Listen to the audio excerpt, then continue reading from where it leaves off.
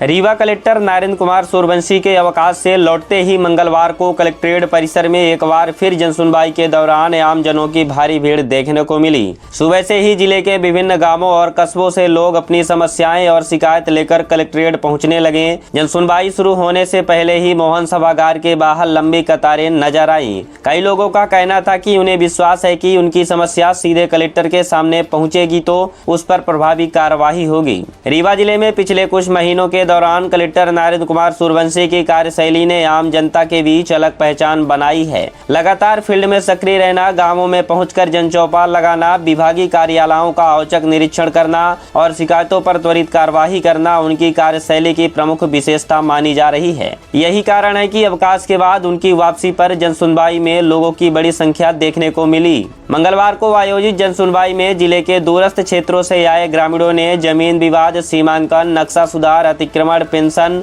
बिजली, सड़क, आवास और राजस्व संबंधित मामले को लेकर आवेदन प्रस्तुत किए। कई आवेदकों ने बताया कि वे लंबे समय से अपनी समस्याओं के समाधान के लिए विभिन्न कार्यालयों के चक्कर काट रहे थे, लेकिन अपेक्षित कार्यवाही नहीं हुई। ऐसे में उन्हें जनसुनवाई में उम्मीद है कि उनकी शिकायतों का निराकरण समयबद्ध तरीके से होगा। जनसुनवाई के दौरान कलेक्टर नरेंद्र कुमार सूर्यवंशी ने अधिकारियों को स्पष्ट निर्देश दिए कि आम नागरिकों के आवेदन केवल कागज का टुकड़ा नहीं बल्कि उनकी समस्याओं और उम्मीदों का दस्तावेज है।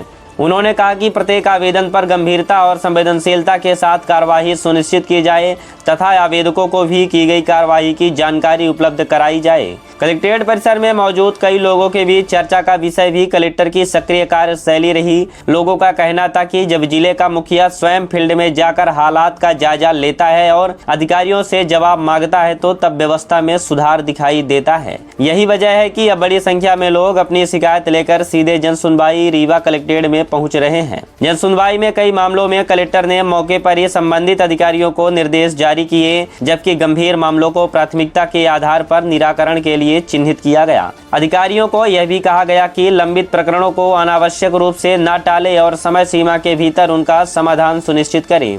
कलेक्ट्रेट में उमड़ी भीड़ और लोगों की सक्रिय भागीदार यह संकेत दे रही थे कि जनता प्रशासन से त्वरित और प्रभावी कार्यवाही की अपेक्षा रखती है। वहीं कलेक्टर नरेंद्र कुमार सूर्यवंशी की वापसी के बाद जनसुनवाई में बड़ी संख्या को प्रशासनिक सक्रियता और जनता के बढ़ते भरोसे के रूप में भी देखा जा रहा है। जिले भर से आए फरियादियों की मौजूदगी ने यह स्पष्ट कर दिया कि आम जन अपनी समस्याओं के समाधान के लिए अब जनसुनवाई को एक प्रभावी मंच मान रहे हैं।